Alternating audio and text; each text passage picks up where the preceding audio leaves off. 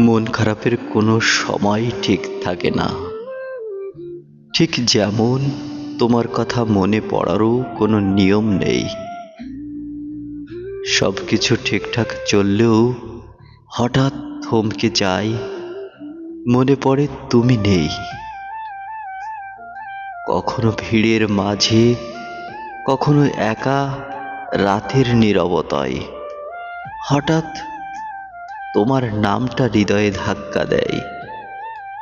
সব ভুলে থাকি, তবুও মন খারাপেই তুমিই এসে পড়ো।